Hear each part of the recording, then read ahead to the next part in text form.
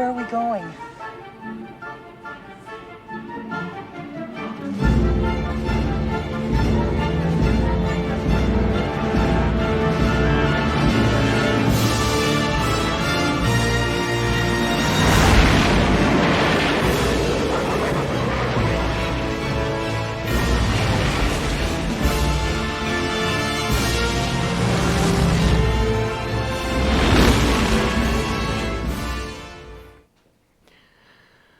All right, what's going on, everybody? Welcome to another episode of Speakeasy Collectibles. Today I have for you Iron Studios 1/10 1989 Batmobile. This is made of polystone. Width is about 30 inches, depth is about 14 inches, height is 11 inches, so it's a very, very big piece for a 1/10. I'm a huge 89 Batman fan, as you guys all know. My favorite car is the 89 Batmobile, and I mean it is my favorite car of all time, ever built, not just Hollywood, but in real life. So when this came out, I had to have it. I do know there are some imperfections to this, from the shape, size, to the paint. But what I love about this is it's depicting one of my favorite promo pictures of all time. So when this came out, I really wanted it. I know it's not perfect, but that was okay for me. I think Iron Studio did an okay job on this. The one thing that stands out to me is the paint job. Absolutely love this paint job. I really feel like it's close enough to the actual Batmobile. In the movie, the Batmobile had a paint called two-way. There were different colors in it, from your purples to your blacks to your, I think there was even blues, and I think there was even greens, maybe pinks too, I can't remember. But there was a bunch of different colors that made this, the Batmobile. It wasn't just a black, like a flat black like everybody thinks. So, obviously this isn't a two-way paint. This is just a one paint, but if you do look closely in the light, you do see little sparkles of different colors, but it doesn't change colors or anything like that. But I just feel like the paint job is really well done on this. The other thing I love about this is this reminds me of the maquette. Anton first created the Batmobile for the movie, and there's a picture of him with the maquette on his desk. And I've always liked that. But then if you go to Warner Brothers, they have another maquette, a more updated, like detailed maquette. And I've always loved that piece, and I've always said, man, I'd love to get my hands on that. Clearly, I'm not gonna pay like $30,000, $40,000 for anything like that. So why not just spend $1,000, get something pretty close to it, and just call it a day? And that's what I did with this. So, yep. As soon as I saw it, had to have it. I love the pose. I love everything about this. So even with the Batman, I mean, even though the Batman's not perfect, it works. I love it. And I love the base, one of my favorite bases out of all of my collections, just with the rock works. And then you got the diamond plated platform. Can't beat it. So, but anyways, let's get some close-ups of this and see what we're working with. All right, so let's go ahead and start off with the Batman. For a 1/10, this is a fantastic piece. The likeness isn't there, but it's good enough. I love the cape. It's got a nice little sheen to it. Belt looks great, spot on. Shoes are great. Got some texture on the cape, even got the lines. That's very screen accurate. And then if you go to the back here, whoops, you can tell, like, I love the sheen on that cape, man. It looks really good.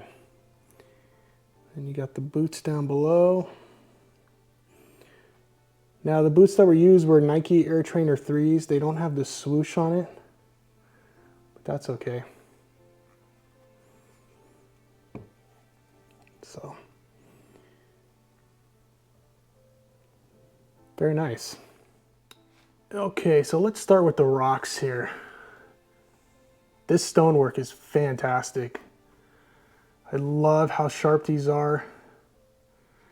You got to be careful though, man, when wiping this thing down. You do not want to get a cloth caught on that because those will snap right off. But Iron Studios did a fantastic job on this. This base is incredible. One of my favorites. If you can see that.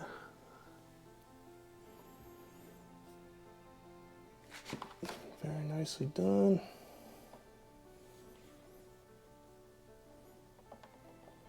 All the way up into the diamond plating. Looks like real metal. Can't complain. And there goes the hole where Batman pegs in.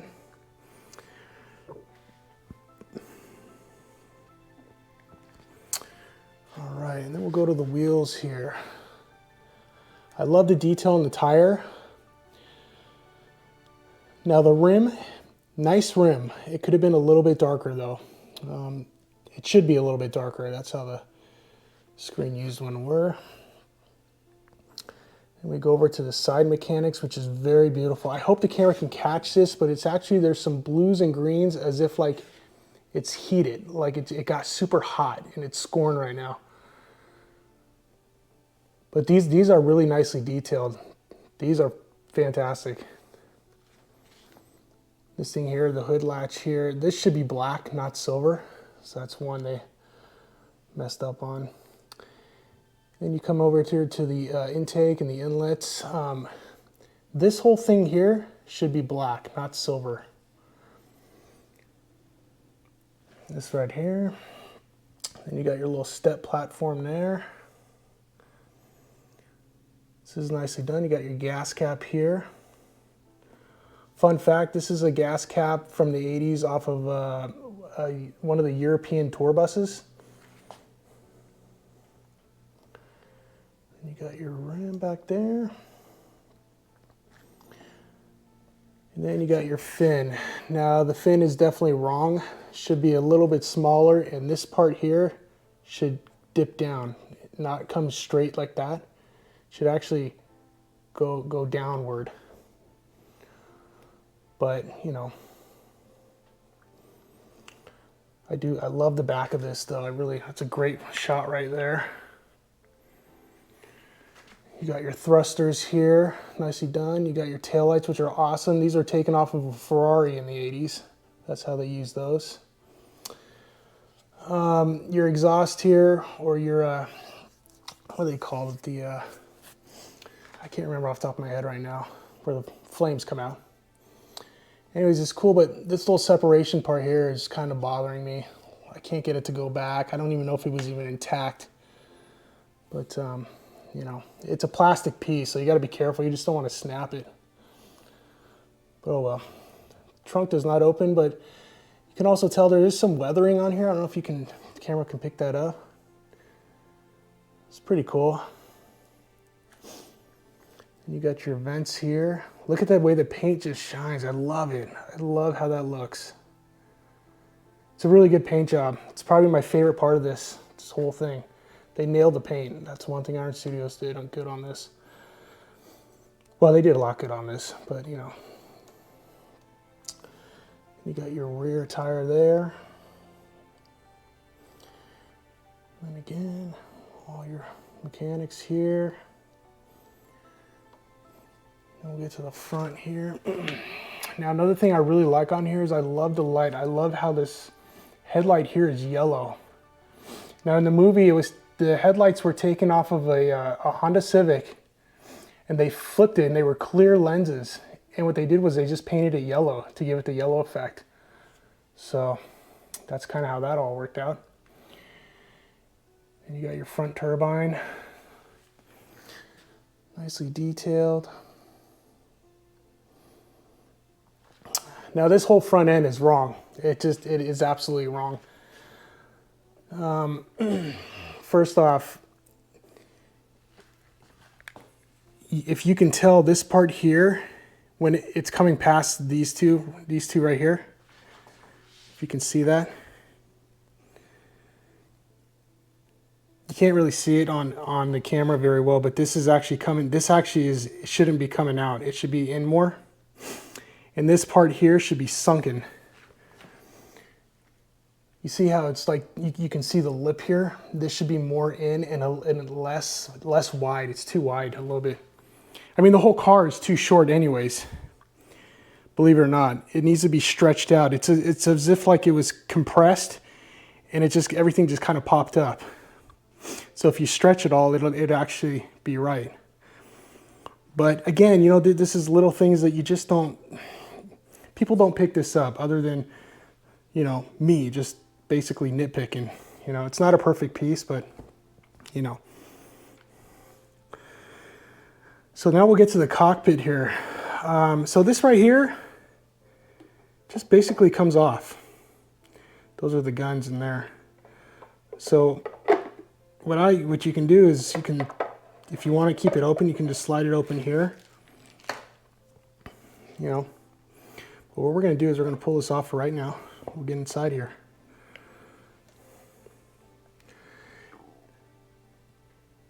The interior is great. Love it. Got the little TV in there. You got all the dash. It's missing a few of the speedometers. There's actually a knob here that should be more. There's like a red. It comes off of a fighter plane, but the seats though look great. Great job on the seats. Look like real leather seats. Can you actually see the detail too? Hopefully the camera can pick that up.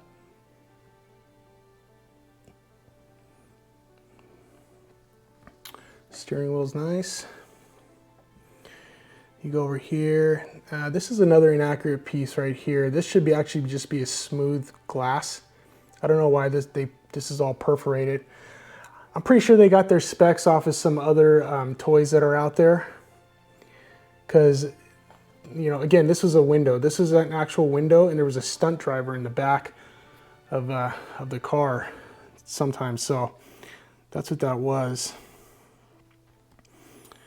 But again, and then as you can see, plexiglass, so you can see right through. It's got a nice little tint to it. And this is just made of plastic. And basically it just plops on. Okay, so these are the guns that it comes with. Very nicely done. You got the bullet strand, got the barrel, and then they're actually magnetized. So you get two of them. Now here's the kicker on this. What I do is to get these off, you just kind of push down the end here, and this one will slide off like that. This one, unfortunately, I don't know why, but it just doesn't work. So I have to get a knife or something sharp, and then you just put it over there on the side. So let me do that real quick. Okay. So basically you just put this in with the bullet strand outwards, clicks there. Magnet there. And there you have it. Got yourself the guns.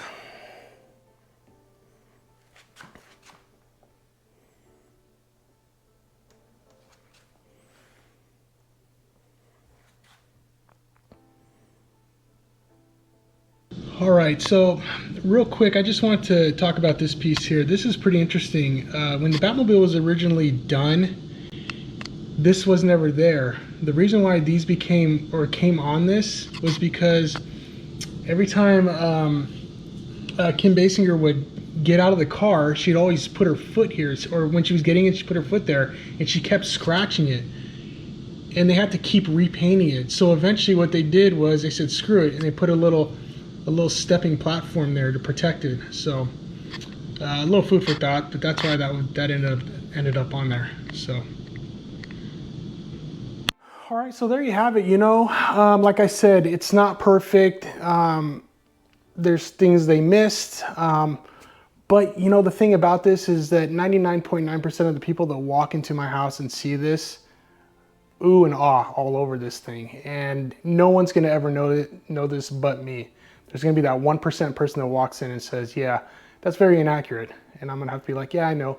But still, it's a piece that you can't really notice. I can't explain it to you, but it's just one of those pieces that I kind of give a pass to, because I know it, but when I look at it, I I can tune it out. I can just not see it and just, you know, look at the piece. But we'll see. I have the, I got the Jazz Inc.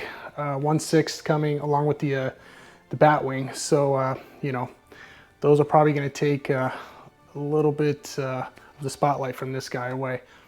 But nonetheless, I still love this piece, and you know, I highly recommend this to anybody who is a fan of this.